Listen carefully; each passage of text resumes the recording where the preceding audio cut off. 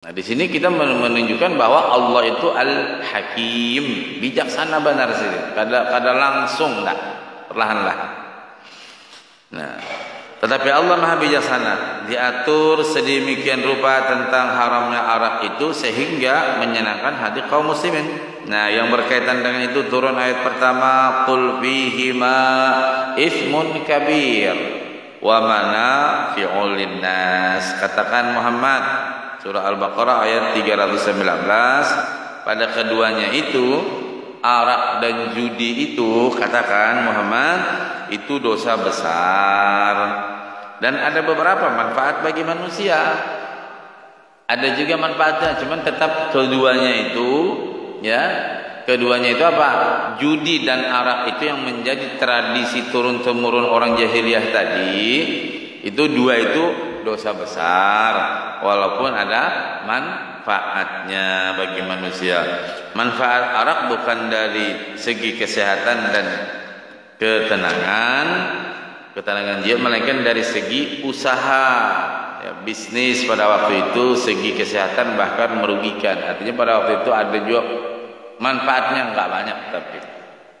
Nah, setelah turun ayat itu, sebagian sahabat ada yang meninggalkan minuman arak, ada yang masih tetap minum. Jadi sahabat-sahabat yang lain biasa, karena memang zaman jahiliyah. Nah, kalau yang disebutkan tadi nggak pernah menyentuh, nggak pernah, ya pokoknya nggak pernah sama sekali. Kalau yang lain-lain bisa.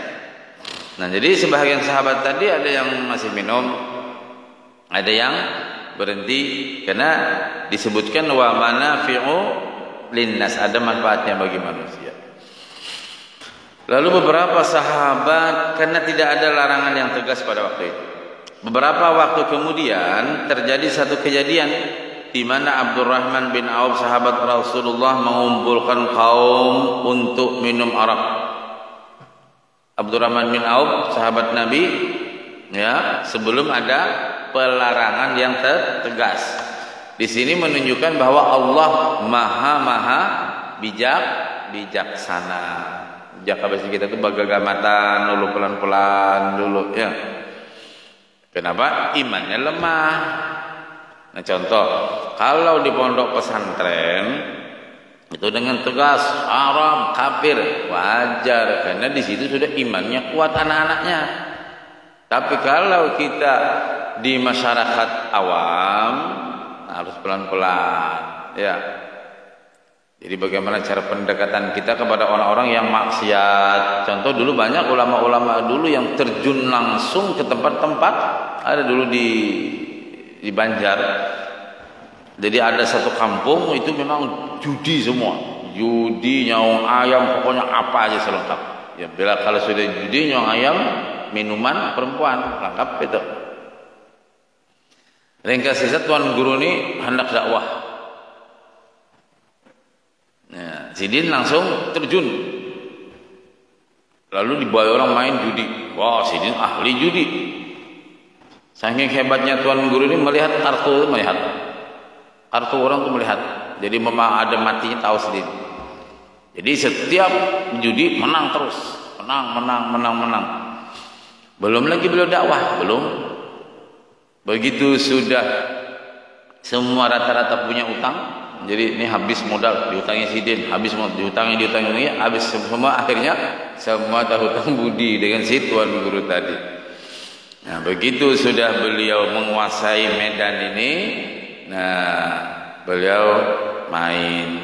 Tapi bila sudah azan, sudah jam-jam 11 atau setengah 12, nah di Sidin kita istirahat dulu.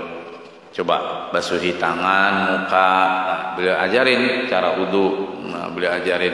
Akhirnya bisa. Lalu kita sholat dulu, nggak lama sholatnya. Kami kada bisa. Ada apa kada bisa? Umpat aku aja. Itu ujar orang Banjar sembahyang laku. Laku tuh semuanya sembahyang ikut perbuatan aja, tidak pakai bacaan. Yang penting kamu ikut aku. Ya malu karena punya utang. Punya utang sama Tuan Guru. Tapi dia tidak tahu Tuan Guru punya utang sama orang ini. Terus ikut. Sudah selesai, main lagi, ya, yang nyong ayam, yang judi. Nanti begitu tiba waktu lagi, ayo sudah stop dulu. Kita cuci ini, cuci. Belum disebut itu namanya wudu. Belum disebut. Ini cerita guru saya ini. Akhirnya terus kira-kira beberapa bulan kemudian lalu beliau sudah menguasai semua. Karena semuaan ini besi hutang wan sini. Lihat ya. Nah, kalau mencari ustadz yang kayak itu susah sekarang Pak. Bahaya. Kalau memang kayak Ustadz Bahtiar dakwah di lokalisasi, insya Allah ikut nyoblos juga dia.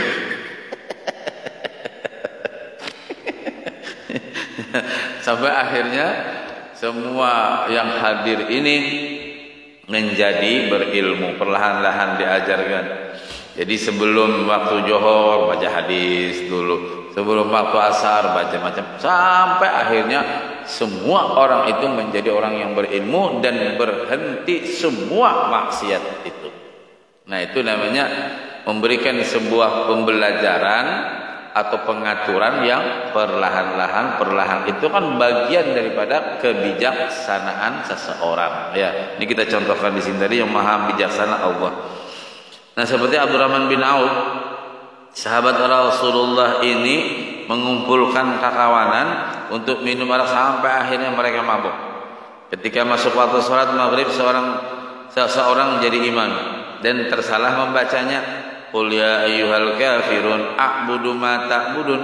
Nah, turun la a'budu ma ta'budun karena teler.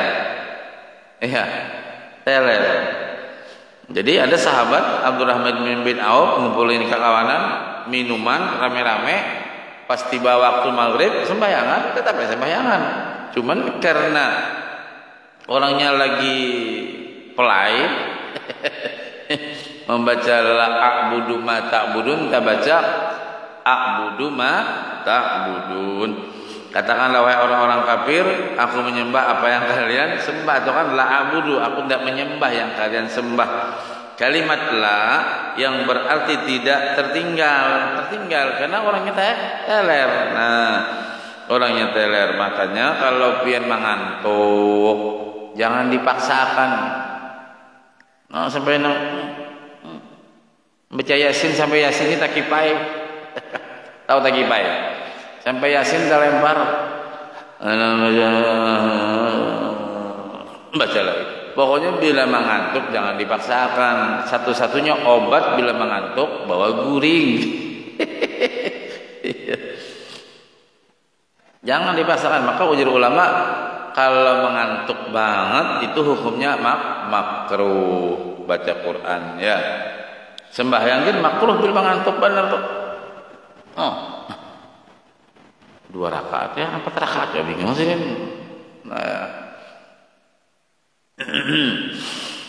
Nah, lalu turun ayat yang kedua, ya ayyuhalladzina amanu la taqrabus salata wa antum sukara hatta ta'lamu ma taqulun.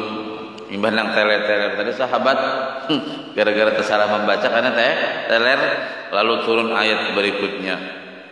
Ayat orang-orang yang beriman, janganlah kalian mendekati salat sedangkan kalian dalam keadaan mabuk ya. Sehingga kalian mengetahui apa yang kalian katakan. Nah, ini sudah pelarangan kada boleh orang yang sholat dalam keadaan teler. Nah, sahabat-sahabat yang masih mau minum arak tidak lagi minum arak. Ya, mendekati waktu sholat, tapi masih ayo minum. Cuman bila para sembahyang kada. Ya, bila para sembahyang kada. Apa imbas subuh nih? Masih.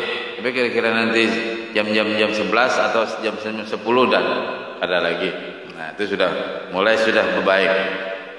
Nah, jadi sahabat-sahabat tidak mau lagi minum arak, tidak lagi minum arak mendekati waktu sholat, tetapi sesudah isya karena masanya panjang antara isya dengan subuh masih cendolen-dolen masih.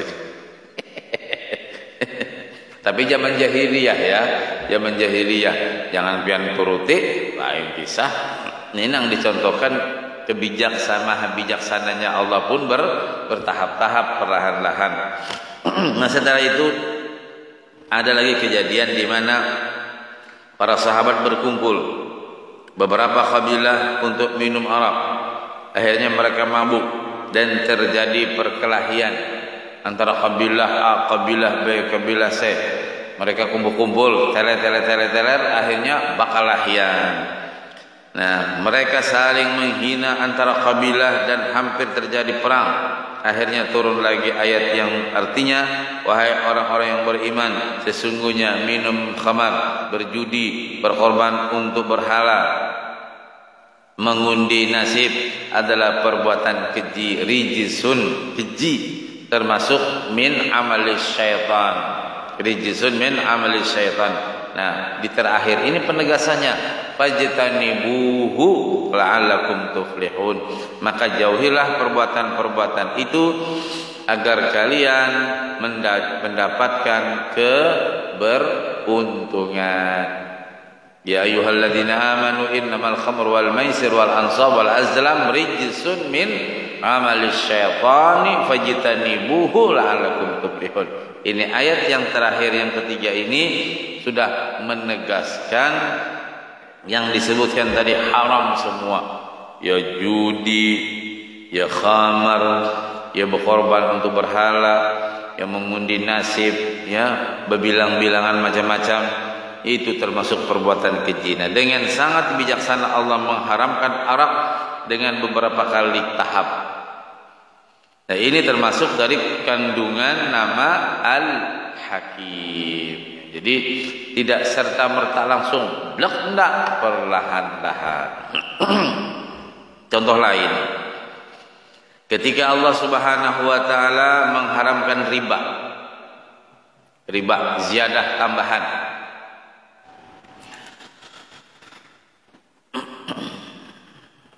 Karena riba juga salah satu kebiasaan orang-orang pada waktu itu. Allah Subhanahu wa taala dengan bijaksana juga beberapa kali menurunkan ayat pertama, wa ma ataitum min riba liyarbu fi amwalin nas fala yarbu indallah. Surah Ar-Rum ayat 39. Dan sesungguhnya apa-apa yang kalian lakukan dari riba, riba itu kan maknanya ziyadah, ar-riba lugatan az-ziyadah, bertambah. Bukan hanya masalah duit, semua bertambah. Baik makanan, minuman bertambah. Mau hutangi beras sekilo, kembalinya 1,5 kilo, itu kan bertambah. Ya.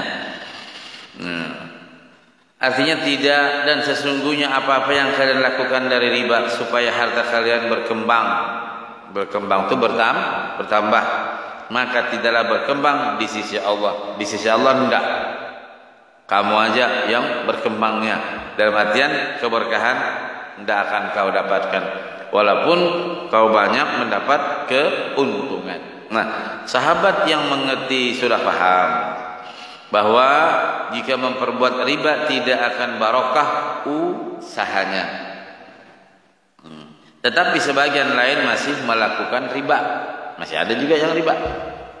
Nah, kemudian turun lagi ayat yang kedua, wa akhdhihimur riba wa qad nuhu anhu wa aklihim amwalan nasi bil batil wa a'tadna lil kafirina minhum adzaban alima. An-Nisa 161. Mereka memakan riba padahal telah dilarang daripadanya, dan mereka memakan harta orang-orang yang di jalan yang batil. Kami tidak menyediakan untuk orang-orang kafir di antara mereka itu siksa yang pedih. Nah, banyak sahabat yang sudah meninggalkan riba, namun masih ada yang beranggapan bahwa riba boleh. Habis ayat kedua ini, ada sudah, ibaratnya sahabat sudah hampir banyak yang meninggalkan masalah riba, tapi ada yang masih sebagian-sebagian yang melakukan karena menganggap masih ada kebolehannya. Akhirnya turun ayat yang ketiga, ya ayyuhalladzina amanu la ta'kulur riba adhafan mudha'afah wattaqullaha la'allakum tuflihun. Surah Ali Imran ayat 130. Nah, ini penegasan, wahai orang beriman, janganlah kalian memakan riba dengan berlipat ganda, berlipat-lipat rentenir, ya, Bertakwalah kalian supaya kalian mendapat keberuntungan. Setelah ayat ini turun, bagi mereka yang masih melakukan riba, mereka mengurangi persen bunga supaya tidak berganda-ganda. Dikurangi. Yang tadi mungkin sekian dikurangi perlahan-lahan. Kemudian turunlah larangan secara mutlak. Penegasan secara mutlak. Ayat yang berikutnya. Ya ayyuhalladzina amanu taqullaha wa dharu ma baqiya minar riba in kuntum mu'minin. Fa in lam taf'alu fa'dhanu biharbin minallah wa rasulih. Al-Baqarah ayat 1279. Hai orang-orang beriman, bertakwalah kalian kepada Allah dan tinggalkanlah sisa riba yang belum dipungut. Dah, ampihan dah. Meninggalkan sisa riba, maka ketahuilah bahwa Allah dan Rasulnya akan memerangi kalian. Kapan? Nanti. Sudah Allah nak memerangi, mau berlindung kemana lagi kita? Berlindung kepada Rasulullah tidak bisa. Allah kau yang langsung memeranginya. Nah, jadi sekecil apapun bunga yang diambil dari hutang-hutang yang ada keuntungan dari yang menghutangi itu adalah hukumnya riba. Jadi azyadah riba. Keputusan ini turun setelah beberapa tahap mengingat kebiasaan orang-orang waktu itu. Inilah praktek tentang kebijaksanaan Allah dalam menghukumkan sesuatu. Nah, jadi disitulah makna al-hakim ya. Nah, jadi kita cara mentransfer ini juga demikian. Ada mungkin masalah apa macam, masalah keluarga dan sebagainya, perlahan-lahan dulu. Tidak bisa kita itu kafir haram, wah udah mendekat dia Pak. Pemaponaan ke siapa kan tidak bisa.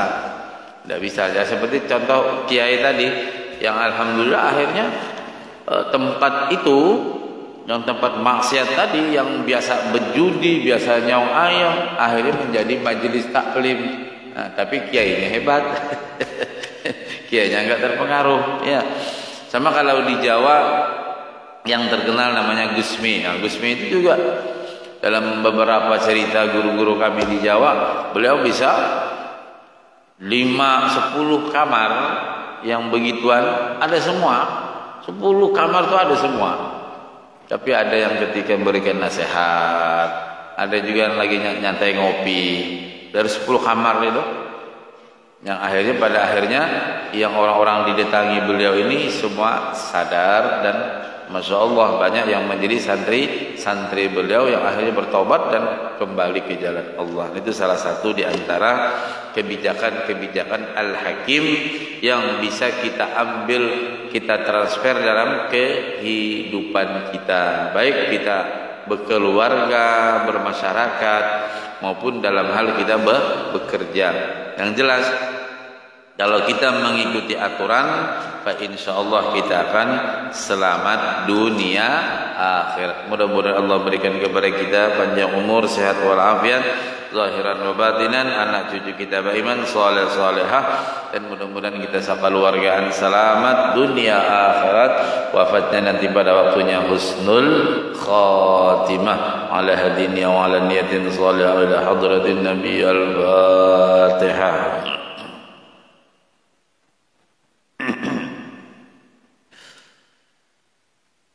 Amin ya Allah ya Rabbal Alamin. Bismillahirrahmanirrahim. Alhamdulillahirabbil alamin. Allahumma shalli wa sallim wa barik ala sayyidina fil awwalin. Allahumma shalli wa sallim wa barik ala Muhammadin fil akhirin. Wa sallam radhiyallahu tabaraka wa ta'ala sadatina ashabi sayyidina Rasulillah ajma'in. Allahumma anfa'na bima 'allamtana. Allahumma anfa'na bima 'allamtana.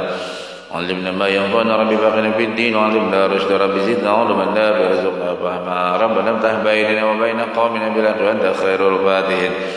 اللهم اجعلنا يا مولانا لآلائك ذاكرين ولنعمك شاكر ولقضائك وبلائك وقدرك من صدنا الحلال مرزوق وعن الحرام معصوم وفي الجنان منعم وعن النيران مبعد ولوجه محمد صلى اللهم على سيدنا يا رب ناظر متمتعين ردنا اللهم إليك مردا جميلا ردنا اللهم إليك مردا جميلا ردنا اللهم إليك مردا جميلا ولا تجعلهم للشيطان على بسر حالة ولا عند الموت ولا قبل ولا بعده ولا سبيلا وأسبنا اللهم لقراءتنا هذه وغيرها ثوابا جزيلا وأجرا منك عظيما وتقبلها منا بفضلك وكرمك قبولا حسنا جميلا جليلا اجعل لهم يا مولانا ثواب ما قرأنا وكبرنا وهلا نزل من شرف النبي صلى الله عليه وسلم ثم إلى أرواح آبائي وإخواننا الأنبياء والمرسلين صلوات الله وسلامه عليه وعليهم أجمعين وعلى آله الصحابة القرابة والتابعين وتابع تابعين ومن تبعهم بإحسان إلى يوم الدين ثم إلى أرواح من قرأناها هنا بسببهم وتلونا القرآن العظيم من أجل من أنت أعلم بهم بأسمائهم يا مولانا يا رب العالمين ثم إلى أرواح من ضايعهم وقرابه من أموات المسلمين والمسلمات كافة عامة من لم زر ولا زائر له اللهم ارحم الجميع برحمتك واسكننا وإياهم بفسح جنتك ومحل رضوانك ودار كرامتك يا أرحم الراحمين اللهم جبر انكسارنا واقبل انتظارنا واختم بالصالحات أعمالنا وعلى الإيمان والإسلام جب أن توفنا وأنت راض عنا ولا تهن اللهم في غفلة ولا خذ عن القرى واجعل آخر كلامنا من الدنيا عند انتهاء أجل قول لا إله إلا الله محمد رسول الله أحينا عليها يا حي ومتنا عليها يا مميت وبعثنا عليهم كونين بهم وانفعنا ورفعنا بها يوم لا ينفع مال بل وانبت إلا من اعتضى بقلب سليم إلى أرواح آبائي وإخواني من النبيين والمرسلين وإلى الملائكة المقربين من ساداتنا أبي بكر وعمر وعثمان وعلي رضي الله عنهم وإلى أرواح ساداتنا أهل المعلى والشبيكة والبقيع وأموات المسلمين والمسلمات والمؤمنين والمؤمنات برحمتك يا أرحم الراحمين اللهم أنزل الرحمة والمغفرة والشفاعة والنعمة والرضا على جميع أهل القبور من المسلمين والمسلمات والمؤمنين والمؤمنات من يومنا هذا إلى يوم النشور خصوصا إلى روح شريف عائشة الهادي بنت سيد أحمد الهادي سيد إدريس برقبة بن سيد حميد برقبة شريفة علوية بهاشم بنت سيد عبد الله بهاشم سيد عبد الله الهندوان بن سيد أحمد الهندوان Ubabah Syarifah Maryam Al-Hindwan binti Abdullah Al-Hindwan Sayyid Qasim Barakbah bin Sayyid Idris Barakbah Husain Aruf Luqman Barakbah bin Sayyid Qasim Barakbah Sayyid Hamid Barakbah bin Sayyid Qasim Barakbah Syarifah Hanim Barakbah binti Sayyid Qasim Barakbah Sayyid Zahidi Barakbah bin Sayyid Qasim Barakbah Sayyid Syarif Barakbah bin Sayyid Qasim Barakbah khususnya Andi Besar bin Maklun Almarhumah Hardianingsi binti Isbandi Prawiro Dirjo Haji Hasan Bisri bin Haji Abdul Ghaffar Sumarni binti Abdullah birahmatika ya arhamar rahimin Allahumma ighfir lahum warhamhum wa'afihim wa'fu anhum Allahumma ighfir lahum warhamhum wa'afihim wa'fu anhum Allahumma ighfir lahum warhamhum wa'afihim wa'fu anhum wa akrim nuzulahum wa madkhalahum madkhul jannata ma'wahum manazilahum Allahumma ij'alhum bida'an lahum minan nar wa bigha'an lahum minan nar wa idkhan lahum minan nar wa amanan lahum minan nar birahmatika ya aziz ya ghaffar ya rabbal alamin Rabbana atina fid dunya hasanah wa fil akhirati hasanah wa qina adzaban nar wa sallallahu ala sayyidina Muhammadin wa ala alihi wa sahbihi wa baraka wa sallam walhamdulillahi rabbil alamin taqabbalallahu minkum Assalamualaikum warahmatullahi wabarakatuh